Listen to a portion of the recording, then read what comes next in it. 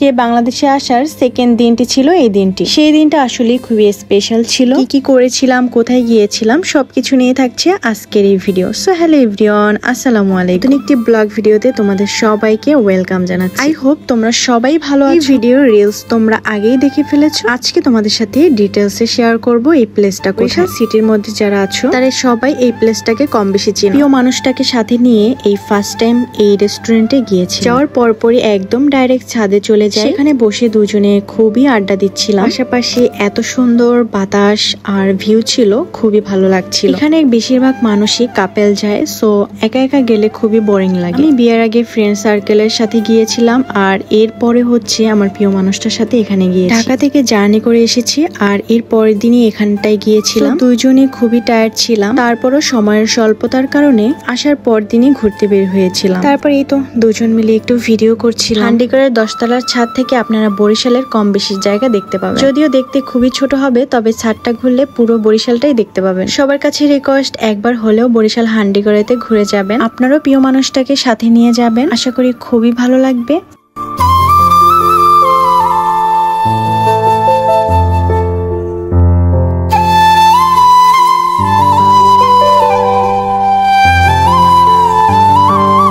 প্লেসের নাম ছিল হান্ডিগড়। বরিশালের মধ্যে বলতে পারেন এটাই অনেক বড় রেস্টুরেন্ট। আমার চোখে দেখা বরিশালের মধ্যে বেস্ট একটি রেস্টুরেন্ট। এখানে সবাই আসে কম বেশি ছবি তোলার জন্য। এখানের খাবারও খুব ভালো, কিন্তু প্রাইসটা তুলনামূলক একটু বেশি। প্রায় 1 থেকে 1.5 ঘন্টার মতো ছাদে ছিলাম, এরপরে নিচে চলে যায়। খাবার আইটেম গুলো নিচেই পাওয়া যায়। আর এই রেস্টুরেন্ট ছিল 9 থেকে 10 তলা। তো এই ফ্লোরটা ছিল 9 তলাতে।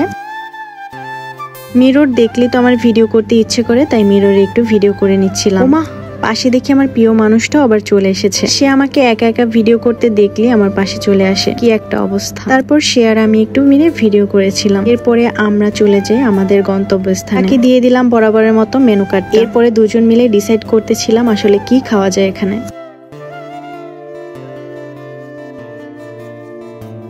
এরপরে কোনো রকম একটি খাবার অর্ডার করে দেই, আর এদিকে আবার দুজন মিলে কি যেন বলতেছিলাম। সুন্দর টাইমগুলো স্পেন্ড করতে খুবই ভালো লাগে। এই দিনগুলো স্মৃতি করে রাখবো না, এটা কি হতে পারে। অ্যাকচুয়ালি আমরা খাবার অর্ডার করে বসেছিলাম। অন্যদিকে আমরা খাবার অর্ডার করে দিয়েছি আর অপেক্ষা করতেছিলাম খাবারের জন্য। আর দুজনের খুনসুটি তো আছি, দুজনের ভিডিও করছিলাম একে অপরের হাত ধরে। হান্ডি কড়াইতে হান্ডি টাইপের বিরিয়ানি ছিল। কিছুতেই বিরিয়ানি খাবে না, এর জন্য ভেজিটেবল অর্ডার করেছিল। সে খেয়েছিল ভেজিটেবল, আর আমরাও তার থেকে একটু শেয়ার করেছিলাম। পরে আমি অর্ডার করেছিলাম এখানের ফালুদা। হান্ডিগড়ের ফালুদা আমি অনেকবারই খেয়েছি আর আমার কাছে খুবই ভালো লেগেছে, তাই হান্ডিগড়ের ফালুদাটি আবার অর্ডার করে দিয়েছিলাম। আগে ছিল মাত্র 70 টাকা, আর এখন হয়েছে 200 টাকা, ভাবা যায়। সাথে আমরা কোক নিয়েছিলাম। আর ফালুদা দেখতে যেমন সুন্দর, খেতেও অনেক। আর ফালুদার প্রাইস নিয়েছিল 200 টাকা। আগে আমরা খেয়েছিলাম, সেটার দাম ছিল 70 টাকা। দিন দিন সবকিছুর দাম বেড়েই যাচ্ছে। এখন আবার চিয়ার্স করে একটু ফালুদা খাচ্ছি। আমাদের সাথে আমার একটি কাজিন ছিল, সো ও ফালুদা খেয়েছিল। ফালুদার রিভিউ যদি দেই তাহলে 100-তে 100। ভালো লাগলে do like, share and comment. Thanks for watching.